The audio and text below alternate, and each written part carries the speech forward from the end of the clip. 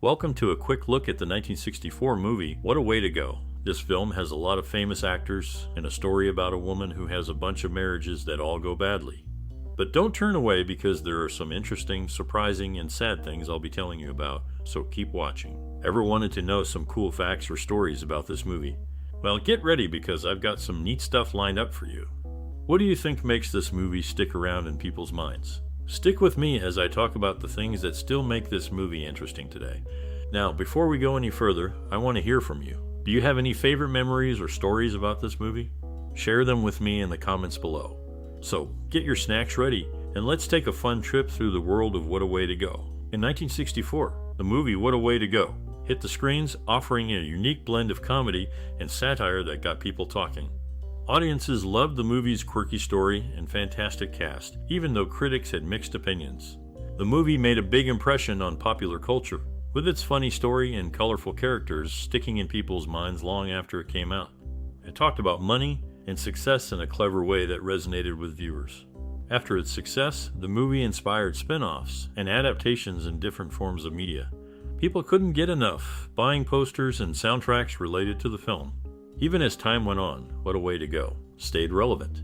Its themes and humor still connect with new audiences, and you can still find references to it in today's pop culture. What a Way to Go is a 1964 movie featuring Dick Van Dyke, Shirley MacLaine, and numerous references to the film Cleopatra. Dick Van Dyke, along with Carl Reiner and Robert Vaughn, was a founding member of dissenting Democrats during the 1960s. The film includes nods to Cleopatra, possibly due to Elizabeth Taylor's initial involvement. For instance, at Hop Hop Hopper's store opening, the Cleopatra album is on sale. Additionally, when Pinky Benson achieves stardom, he portrays Mark Antony, with a staffer referencing Richard Burton, who played the role in Cleopatra. At Pinky's movie premiere, a reporter remarks, "Flaming Lips is bigger than Cleopatra." Shirley MacLaine, the lead actress, was named after Shirley Temple. These elements contribute to the unique charm of What a Way to Go, making it an interesting watch for fans of classic cinema. What a Way to Go features a notable cast including Paul Newman, Robert Mitchum, and Shirley MacLaine. Paul Newman attended the March on Washington for Jobs and Freedom in August, where Martin Luther King Jr. delivered his famous speech. Robert Mitchum, later in his career, faced criticism for his hawkish views on the Vietnam War and controversial remarks to the press. Shirley MacLaine, during a performance in Norfolk, VA, walked out due to poor acoustics, prompting renovations at Chrysler Hall. These incidents reflect the diverse experiences of the cast both on and off screen. What a Way to Go is a movie from the year 1964. Gene Kelly, known for his work in the film, had 5 days of filming in New York for On the Town, a project MGM reluctantly permitted. Robert Mitchum, another actor in the film, received a star on the Hollywood Walk of Fame at 6240 Hollywood Boulevard in Hollywood, California on January 25, 1984. In Singin' in the Rain, a notable film featuring Gene Kelly, the famous main number appears seamless, but was actually shot over 6 days. During this time, Gene Kelly battled a fever, with his temperature reaching 103. What a Way to Go is a 1964 movie featuring notable actors such as Robert Mitchum, Terry Garr, and Paul Newman. Mitchum, known for his roles in various films, faced controversy when he was reportedly fired from Blood Alley for an altercation with a crew member. Terry Garr's early career involved work as a chorus girl in movies starring Elvis Presley and Shirley MacLaine. Meanwhile, Paul Newman, despite his acclaimed career, declined the lead role in Sorcerer, which was later played by Roy Scheider. These actors contributed to the diverse cast of What a Way to Go, showcasing their talent in this comedic film.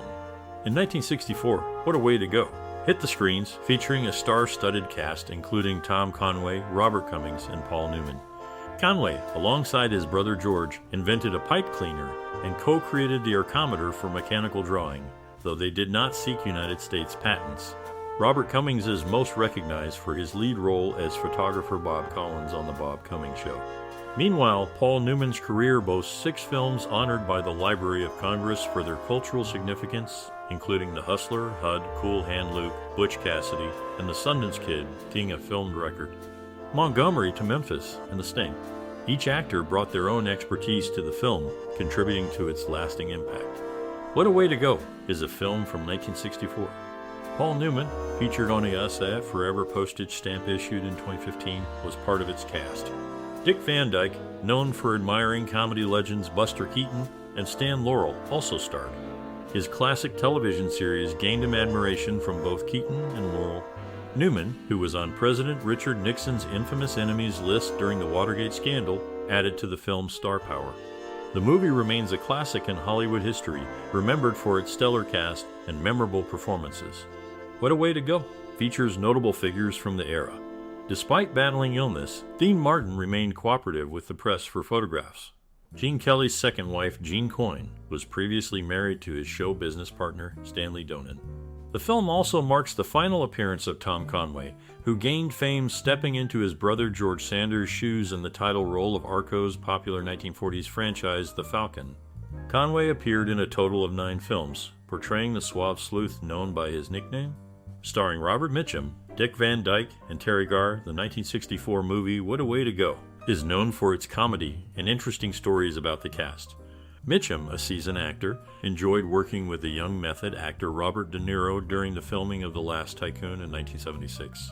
Mitchum playfully called De Niro Kid Monroe because of his role in the movie.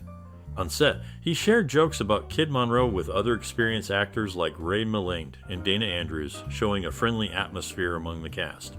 Van Dyke, another actor in the movie, had some challenges before becoming famous. Before his big break, he hosted game shows like Mother's Day and Laugh Line.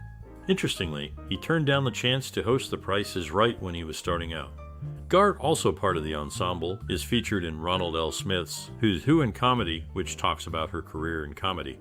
These stories give us a peek into the relationships among the cast, with Mitchum's jokes, Van Dyke's journey through hosting game shows, and Garr's talent for comedy. The 1964 movie isn't just funny on screen, it also has interesting behind-the-scenes moments, making the whole experience richer. What a Way to Go is a film released in 1964. Gene Kelly, known for his roles in musicals, served in the United States Navy during World War II, where he starred in Navy films. Robert Mitchum, recognized for his acting skills, possessed a photographic memory, enabling him to memorize lines effortlessly. He seldom needed rehearsals. Dick Van Dyke, famous for his comedic talent, created many of his own routines on The Dick Van Dyke Show. These actors contributed to the success of What a Way to Go, with their unique skills and talents. What a Way to Go marks Shirley MacLaine's first step into movies, ending with her memorable oil gusher scene, a theme that shows up again in her later work. Gene Kelly, well known for his success on Broadway, faced some challenges when he came to Hollywood because of his contracts. Judy Garland's insistence led MGM to get Kelly's contract, which helped him in his movie career when they worked together in For Me and My Gal. Dick Van Dyke's son, Barry Van, started acting in his father's shows when he was young, and later they acted together in Diagnosis Murder.